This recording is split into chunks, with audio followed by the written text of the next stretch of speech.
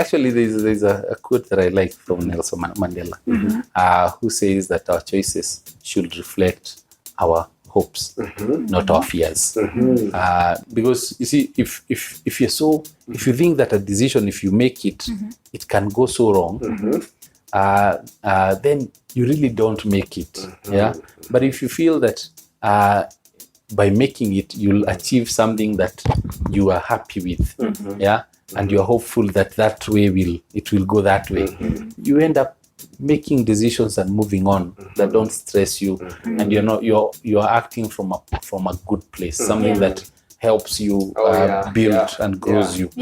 For 6 weeks, because I was late by 2 weeks, and by the end of it, they told me they paid me $20,000. Yeah. For my internship. For 6 weeks. Internship with wangu. That's what. But that's not it. Then they told me they awarded me best African intern. They gave me $10,000. Then they told me, no, they gave me a job offer. Wow. But now, because I was in my 3rd year, so that a year later, I joined them. Okay. But now for me to sign and accept their job offer, they gave me another $20,000.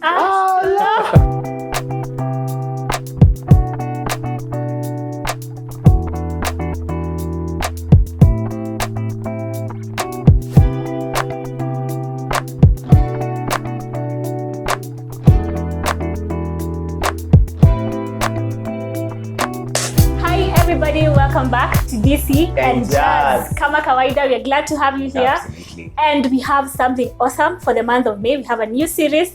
Yeah, DC, tell us. Did you say we're in a new setting, a new environment? Mbona unakuwa modest? Nacheza chini. Trying to be humble. Okay. Yeah, so guys, karibuni sana. We're so happy to have you back. Yeah.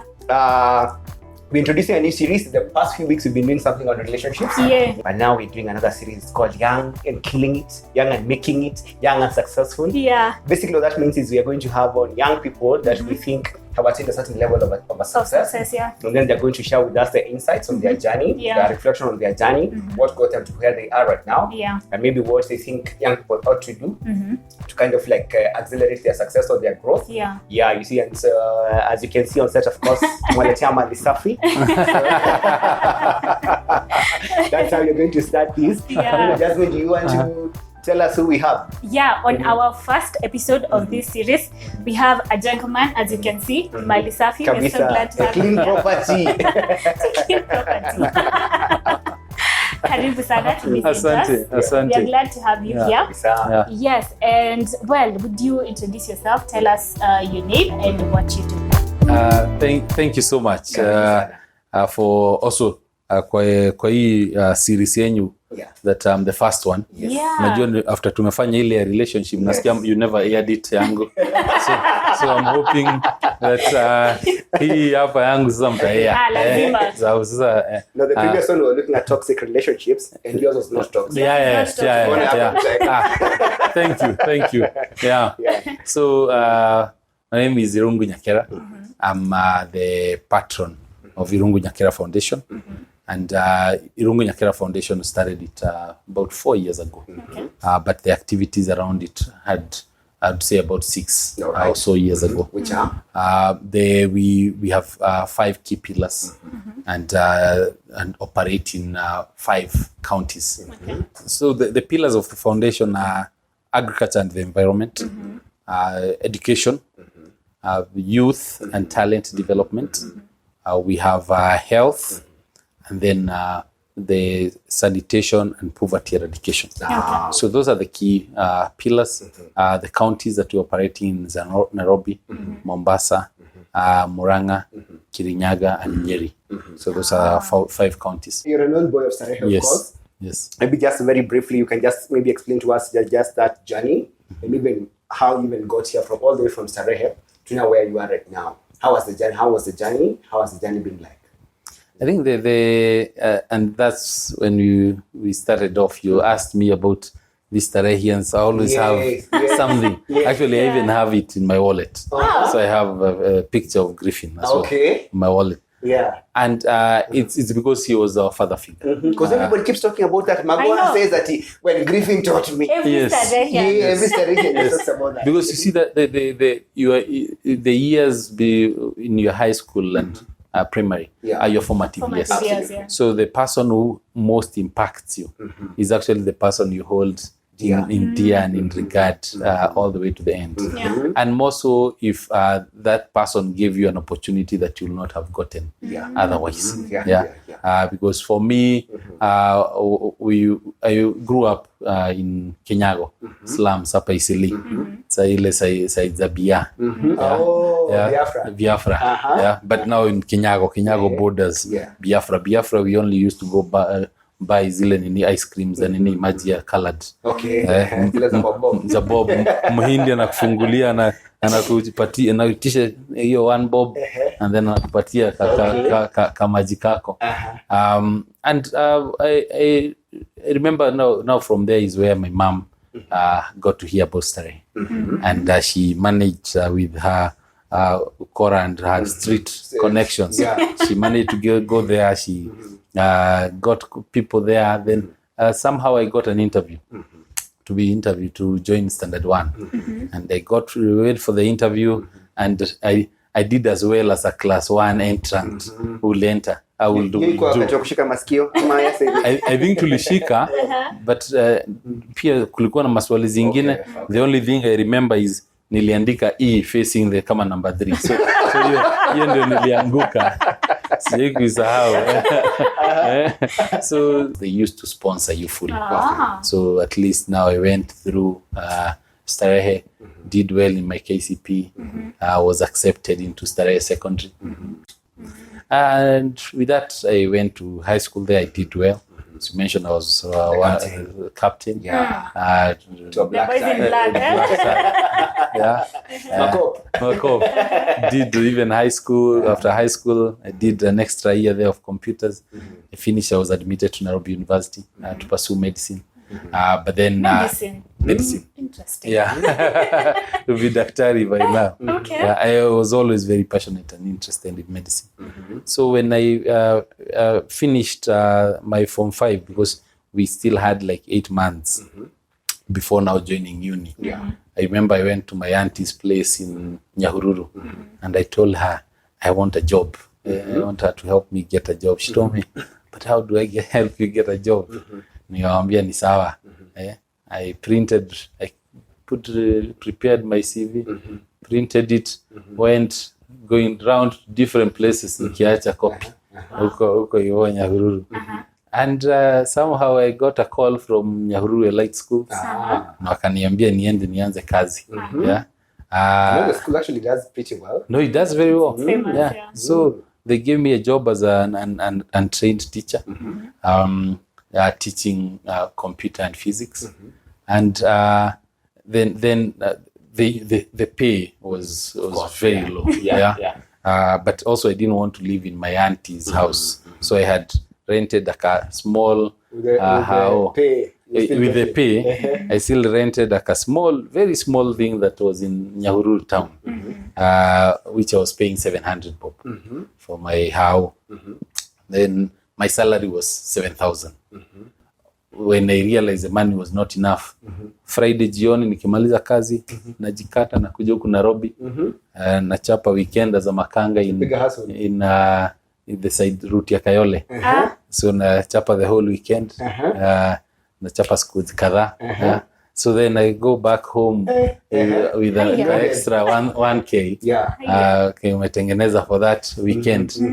So that's did that. Then when I was about to join, initially Griffin of course called me and said an opportunity has come up for going to the US and we want you to go. And that time we're just starting med school. So I said, okay, then that's great. Deferred uni by a year. Went to the place, is one of the top 3 prep schools in the US. One of also the top 3 most expensive schools in the US. It's called Deerfield Academy. And when I went there, of course, first time to the US, but in my mind, I was going for a year. Because I really wanted be a doctor. To come into medicine. So I wanted to really come back and do my medicine. But plus I was always very patriotic to a fault, because I always felt that there's value. I belong to Kenya and there's a value that I can add here. So when I went, I remember I started teaching. After a week, they told me, no, you can't teach. You'll take classes. So again, they put me up in classes as a student on full scholarship again still. They remember then, even that school used to be about $38,000 per year.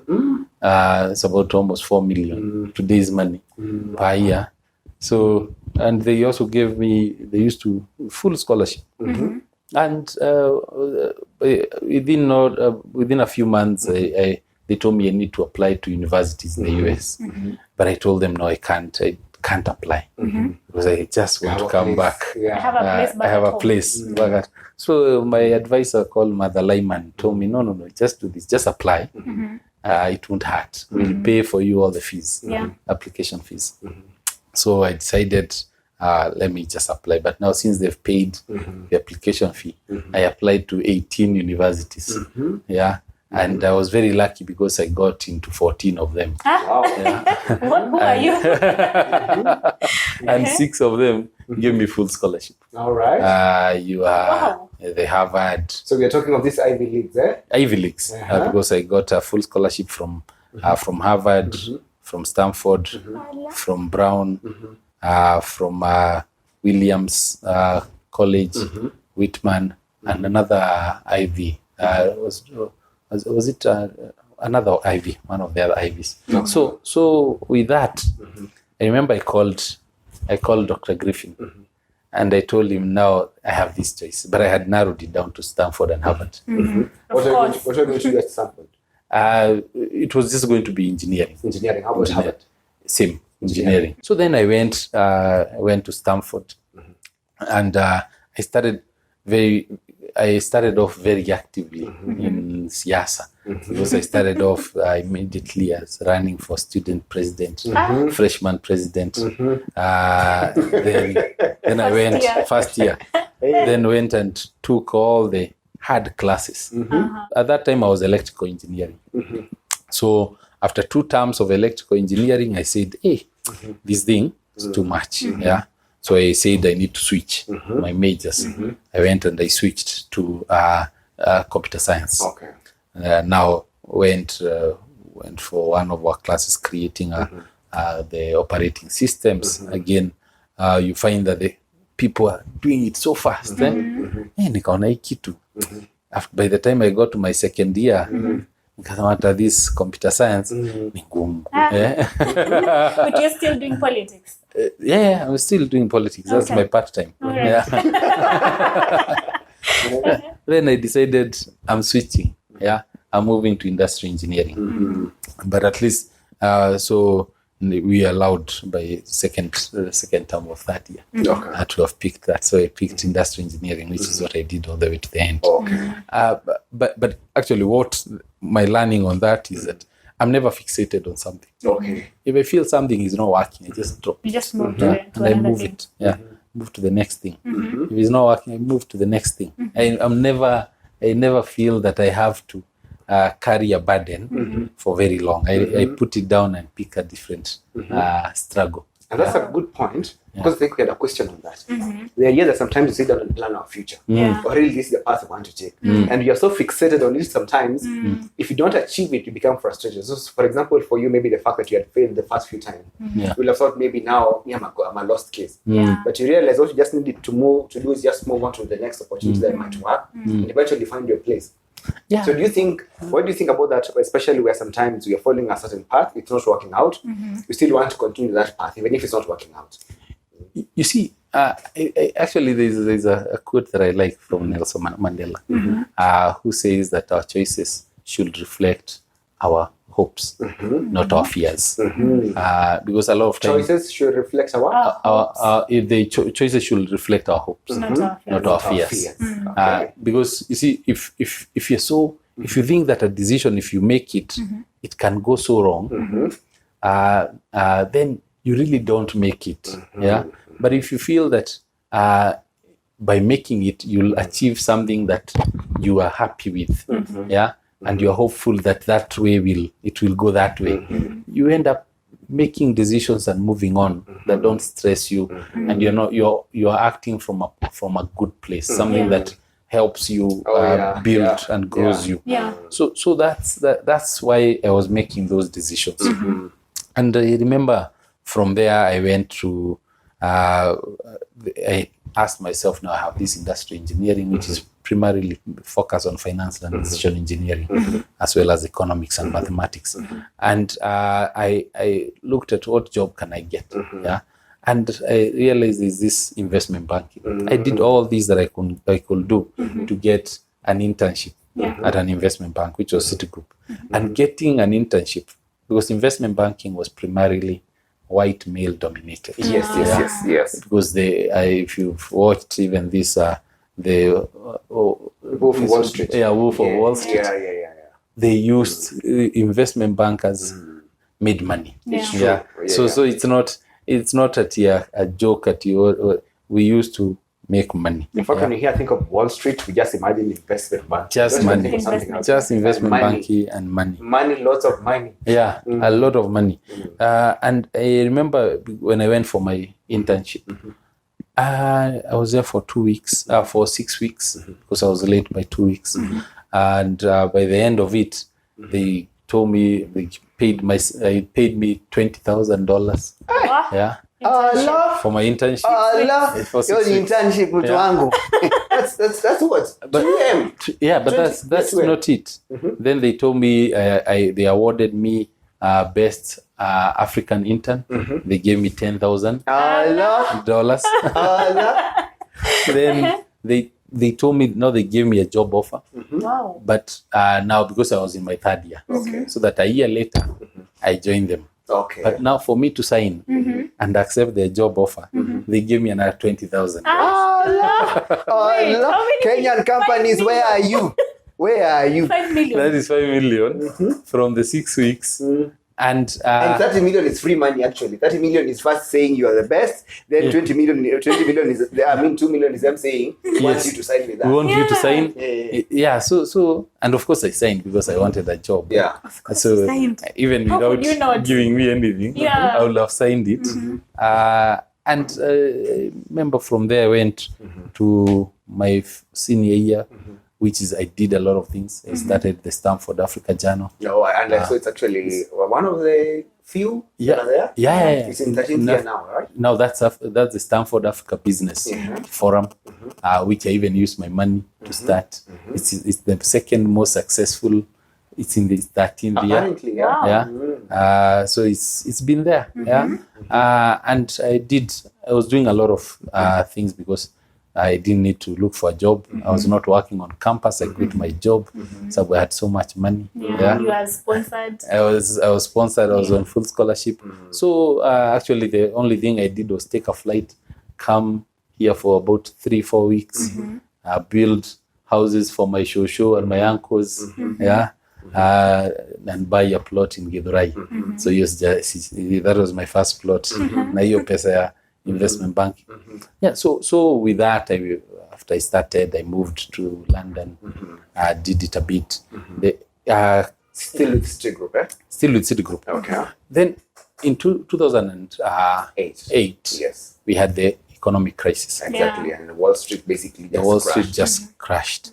And I remember my boss in 2007, he came to the office, he was so pissed. He's like, pissed that when they had just paid us their bonus. I remember for me, I think it was about something like $150,000 bonus, not salary. So that's 15 million. Hiyo ni bonus ya kufanya mwaka moja. And my boss, tukamuuliza nini mbaya? Akasema he's so pissed, his wife has been paid a bigger bonus than him. Tukamuuliza kwani how much have you been paid? He said he was only paid $13 million. $13 million. Yes. Only. And his wife had been paid $14 million. That's basically 1.4 billion Kenyan. Yes, 1.4 B. Mwaka moja. Our CEO, Chuck Prince, had been paid $73 million. hii ni salary, hii ni bonus. Bonuses. 1 year. Na unaambiwa next year, unaona hiyo ni 7.3 yeah. Na unaambiwa next year ukifanya kazi vizuri you'll be paid more. Ita improve. Yeah. So investment banking had money. Yeah. But of course came the collapse. And everything just died. Yeah.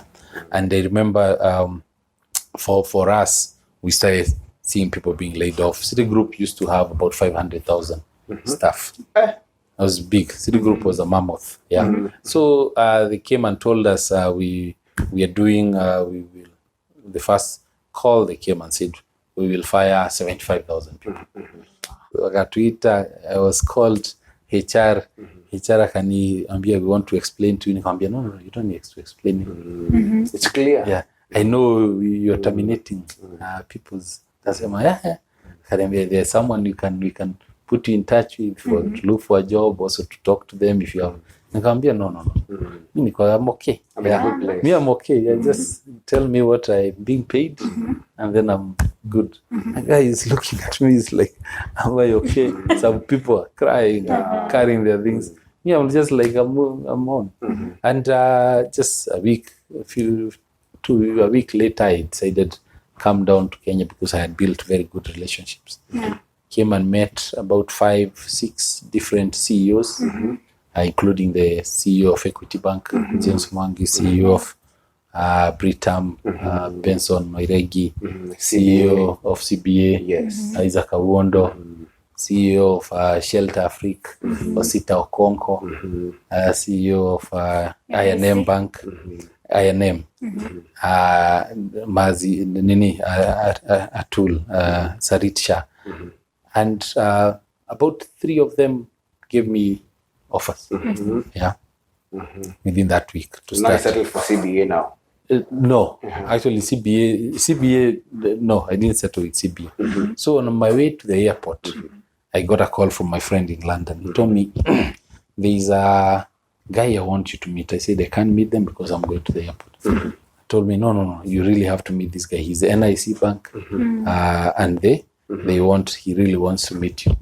So I'm okay, then we can meet at Pan-Afric, but I'm on my way to the airport. I really have to rush. Akaniambia hata amemwongelesha, anaenda huko straight tukutane. So tukakutana, nikamwambia really just have like 5 minutes because I'm running. Akaniambia I've seen the CV, I want you to join me at NIC. Tukaongea sababu I was in a hurry, and then I liked him. He was offering me less money than the others. And the money, I like money. But it's never been a big motivator for me. Yeah. Because I was always looking at who am I working with? How can they help me achieve my aspirations and my dreams and all that? So I told him, we shake hands in those 5 minutes. Are you still going to the airport? Yes, I'm rushing to the airport. And the decision is made. I've made my decision. I told him we shook hands. I told him NIC. I'll join NIC. I made calls on my way to the airport to the others saying, no, I won't. I've taken a different one. And I came to NIC. From all the salaries we were being paid, I remember at NIC they came and they told me they'll start paying me 250,000. I looked at it, it was a very huge cut from what I was paying. But I was like, it's okay. Yeah, that seems like it's a market here. I won't fight, I won't hustle. And I started working. And which is what I tell people, if someone is paying you a certain amount, it's more because they don't know you. And they don't know what you can deliver. So you see, they also want to get a good deal. To see what exactly you can do. Yes. Because you see, if I within 2 years of that, it was way over $1 million. From the 250. And I like that point that what people pay you is not really a measure of your value. It's their own estimation of your value, but not to them. But not really what you are. So once you get inside, it's also your chance to prove your value. To prove your worth. Because you'll find that someone you come and you tell me I need to pay you $1 million, but I look at you and I'm like, so what am I getting? So, and if I pay you $1 million, you can be sure I will be so critical of everything you're doing. I'll be seeing you breathing, and I'm like, why are you breathing? This company should be working. This company time. Yeah. But if I pay you what I feel that I'm underpaying you, actually, I will even give you an opportunity to grow. You make a mistake, I mentor you, because I don't feel that I'm at a loss. I feel that I can actually get value from you. Absolutely. People should stop thinking that they're being paid for their own value. They're being paid for the value of that the person is getting from you. So did then I see, and at some point, because it was very financially, they were paying me. I was a young guy, had very few responsibilities, and I had enough. A lot of money. I started even my club in Karen. Very big club. Actually, I'm part of the pop culture of then. In 2010, I opened a club in Karen called Blix Lounge, and it was a real the Kiza of I don't know if Kiza is still the one that I know. Kiza, yes, Kiza. The Kiza of 2010. And I remember people were asking me how I do it, because they find me there at 2 o'clock at night, and by 6 in the office. And I used to leave the office at around say 10 at night. So 10 to Blix. I enjoy the night there to ensure everything is going on. I was only consuming the things there just because I was passing time. From there, I remember at some point when I kept getting these pay raises, and I went and sat with my boss, who's the current CS of transport, and I told him I need him to tell me where he sees me in 5 years in the organization. I told him, because I had done everything. I was every day the newspapers were talking about what NIC has done, because I What had was your position in the bank? managing director of the group in the investment bank. So we had achieved all the bonds, the IPOs, everything in the market. We're the ones doing them. So now it started getting a bit boring, because now I was winning everything. You need a new challenge. I needed a challenge. So, and he told me, no, he gave, every time I complain, he adds me money. And at some point I said, no, actually, I don't need money. I just want to know where, because I feel I don't want to be challenged. And the space was getting too small for me, because when you win everything, then you don't get challenged. So they didn't have, so I decided to move back to the UK with an organization part of DFID. And which I was in charge of the East and Southern Africa infrastructure programs. And I did about a year and a half. And I remember I met James Mwangi of Equity at Sheraton in Ethiopia, in Addis. And we talked at length, because he had offered me the job before, but I had not moved to Equity. And he told me, you see, yes, you're being paid a lot of money. You're in this job that you're doing what you love. He told me, but at Equity, I will offer you a culture. Because here we were, I was alone in Nairobi office. In London office, we used to be about 10. So I used to go to London every 2 weeks. For 2 weeks in London, 2 weeks in Nairobi. So you're telling me, I'll offer you a culture where you can learn how to deal with bosses.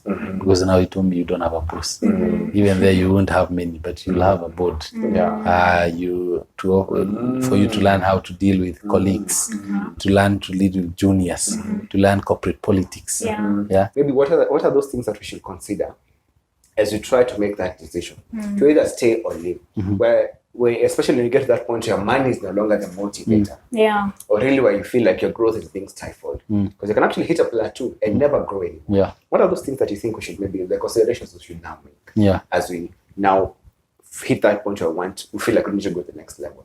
You see, for me, in very many cases, I don't look at very far. Because if you look at 20 years from today, the permutations you will make are so many. It's more of what do I want in the next 5 years? Live 10, 20, 30. So shorter term. But that will not also kill your career. So don't make some crazy short term, something that say to go rob a bank, because that's the short term, gives you cash. Do people still rob banks nowadays? But now it's gone now. It's tech now. Oh, it's tech. Prime Bank. There's Prime Bank. There's still the old-fashioned one. You can and walk into a bank, but I think it's not happening as much. Now it's mostly just behind the scenes. Tech. Because moving millions of shillings. I think it's not a good idea. So I think so in all this, I kept looking at where am I today? The job I am moving to, what does it change? What change is it bringing to me, and how is it positioning me for a better tomorrow? And you're not looking that far. I like that analogy because there's always, I think there's a quote I read somewhere, and it was just an analogy about that. Someone was talking about it's like driving in the fog.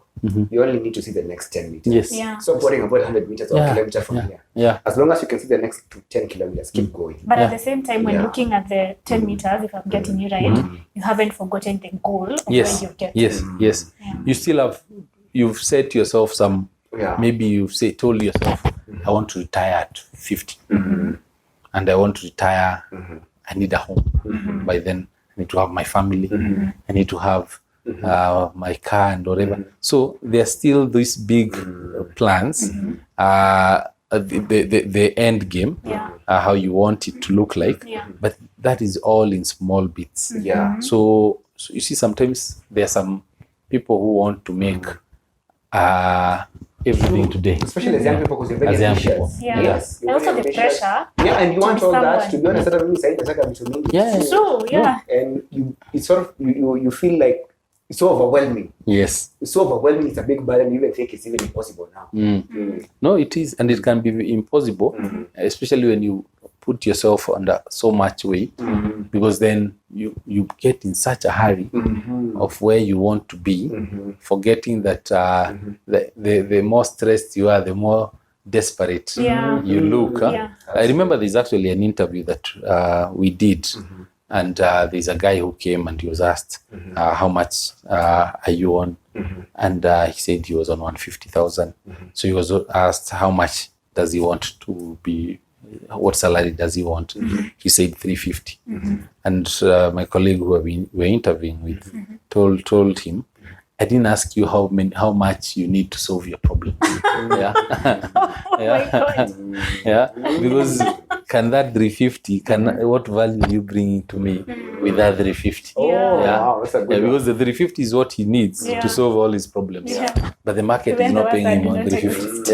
Even some that don't exist, like going to Kiza. So it's important to just make those steps, and with every milestone we celebrate it. Yes. Okay. If there is something I'm getting from your story, knowing people, networking, and there's a saying that in Kenya bila connections hata bibi hawezi pata. So I'm noting that you knew a lot of people, you were able to network a lot with people. And you kept the connections alive. You kept the connections alive even as you went to the States, to London. You still kept your connections alive. That is one thing I'm noting. The other thing I'm noting is that you worked really hard. Even when you're still getting the job at Equity, you're doing CPA, you're still advancing your education, even with a degree from Stanford. Most people wouldn't do that. So I have noticed hard work, and I've noticed networking. So what would you say is the place of networking or connections, if I may say so, and mentorship, and hard work, and also mentorship, like because Griffin offered you or gave you a chance for you to be able to get to where you are. So what would you say is the point of networking, of mentorship, and of hard work in success? I think there are those two quotes of your network is your network. And talent without work is worthless. And those are the two, because you'll need you need those networks. They come through for you. Because even you're in someone's network. And the network that you build is also of people who you don't disappoint, and people who trust you and believe in you and believe in your journey and where you're going. And those have always come through for me. And you find that then you build these networks because of the hard work. Because everyone knew that you are a hard worker.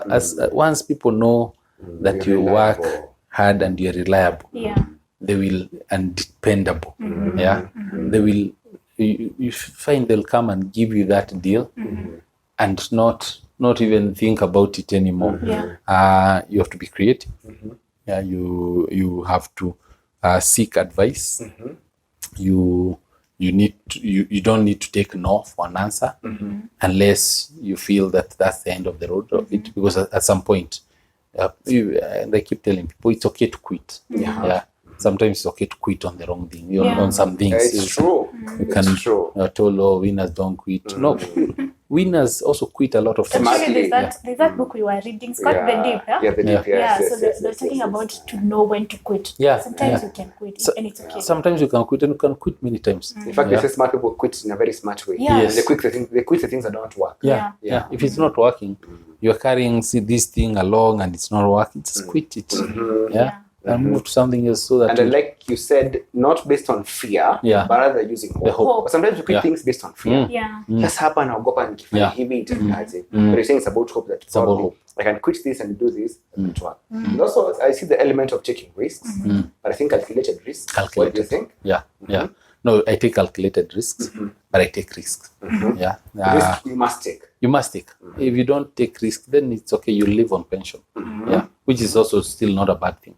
But then if because you see, a risk taker looks at something and also sees the opportunity in it. Absolutely.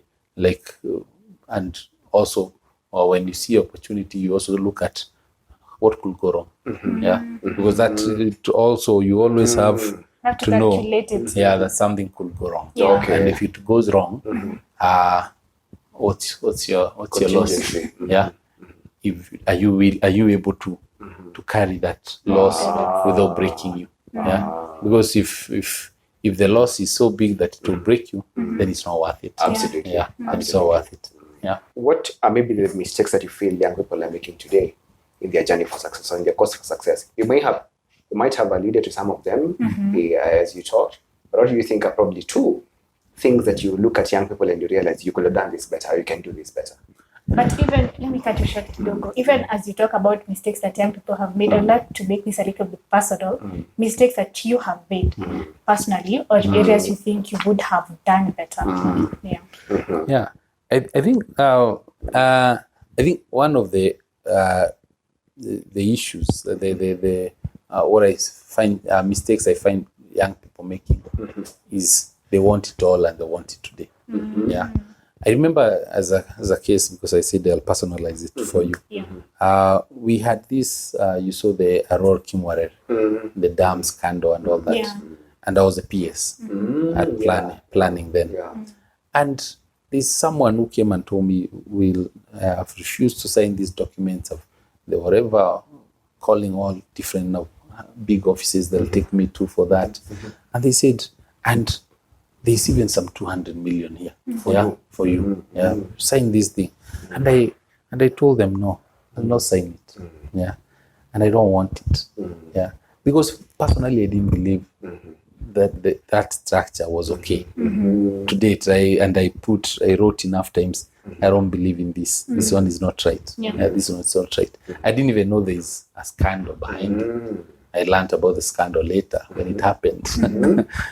I think so. That's one. And then two is the patience. In the same way, I want everything today. It's also the lack of that patience of wanting to do things in the right way. Because if there is a shortcut available, they jump at it immediately. And for me, I prefer going the whole hog. If there are ways of legally, moving things faster, Doesn't hurt. I will. Yeah. I don't hurt, but in a way that it will not come back to bite me. Yeah. And there are things that I never want to hurry anyway, because I feel that there's a lot of growth you get through actually going through The process. and the experience. Yeah, the journey itself. There's a lot of learning. So if you skip it, one day you'll come back and you'll be like, by the way, if I had learned that time, then I would not have done it this way. Absolutely. Yeah. So those are the things that I learned, and my time at in the public service as a PS, as a young person, of course, got to learn a lot through the same. Just ensuring that you follow the right channel, you do things the right way, and at the end of the day, you'll not go to jail. Absolutely. All right. Absolutely. And it's even through that process that even your character and you get to pick lessons that you wouldn't have otherwise picked if you took a shortcut. Absolutely. All right. Yeah. You know, actually, and maybe you can allow me to reveal this. When we were discussing this interview, she was telling us that there's this very principled. She likes the fact that you're very principled and all those things. A lot of us were saying we need to see that young person is that principled. Yeah. Because sometimes it's always easy to take the easier route to success. Yeah. You know, I've also worked with some people and I remember them telling me that this procurement, the young procurement, the guys today, telling me that the ones who are stealing all the money in the counties. Yeah. They're telling me that. So like you're saying, there's that sometimes that hunger that young people have to succeed very quickly. So it's easy to take the shorter route or the easier route, but sometimes they come back to bite you or may develop problems or complications. Or even if it doesn't bite you, you get there, yes, but have you really been trained enough to hold that position? Yeah. All right. Wow. Yeah. Thank you so much. I feel like we've learned a lot. Personally, my takeaway is, and I think I really love that, the aspect of, you said, just seeing the next 5 years. Because sometimes you want to have all your way figured out. The next 30 years, and it's very hard to see that far. So for me going forward, I just want to see what I can see, make my decisions very rational way, be analytical, be ready to take risks, but very calculated risks. And I like a statement that you've made. As you make your decisions, look at both the upsides and the downsides, and the downsides should be something you can bear without breaking yourself. Yeah. Yes, I really love that. So I think for me, I've learned so much. Personally, I'm actually going to sit down and to watch this video again. I know, for yourself. Yeah. Me too. Yeah. Me too. And let your choices reflect your hope. Yes, choices Not your reflect your fears. hope Not your and not your fears. fears. And that was actually so good. Yeah. I think when we were doing interview, it wasn't for me, it was mostly for you guys. Yeah. But I think I need to sit down and think about my life. It's true. I think I loved the bit about looking at the short steps, but also with the long-term goal in your mind. Yeah. I think that's going to be my focus for the next. Going forward, that is how I'm going to work. Thank you so much. I'm so enlightened. Yeah. I loved this interview. Hey, it was good to be the first one. In fact, I don't know whether it's possible. Producer, tell us so they can get a transcript of this, so we can also read it. We can turn it into a book of sorts. But that's just how much I think I've gained from this experience. Yeah. Listening to you for me has just taught me so many things. Yeah. And I'm so happy that you've just taken your time. Thank you so much for taking your time. It's actually a very, very busy man. I don't think we've said this, but I think you must have been a very busy person. And we want to appreciate you just taking your time to share this with us. Yeah. Also being our first guest, for us, it means a lot. You see the next person you're going to I'm going to Hey, but the bar was set. So you can't go lower than this. Yeah. So, but still, just as we wrap up, you're not yet done with the public space. You still have some ambitions, eh? No. Are you ready to disclose that to us? The ambitions are there. Yeah. Yes. In the public space, eh? In the public space. Yes. Okay. They say there's this common saying Yeah. the youth are the leaders of tomorrow, but clearly Youth are the leaders of tomorrow if they procrastinate. Ah. Yeah. Hey, make sure that is written down. Right. Youth are the leaders of tomorrow if they procrastinate. Yeah. It's our own decision. It's your own decision. Yeah, you can decide to be tomorrow's, but You can also be leaders now. today. Wow. Clearly, as you have been. Yeah. Thank you so much. We really appreciate your time. Thank you. And more so even just your sentiments, sharing us with your journey has been for me very illuminating. Yeah. And I hope even our viewers have been able to get so much from this interview. Like I've said personally, I'm actually going to rewatch it, honestly speaking. Just so I can look at the insights once again. This is probably one of those interviews that I want to watch, even with a notebook now. I know. Write down a few of these things. So you've been such a, for me now, motivator really. We were wondering the names to give this series to.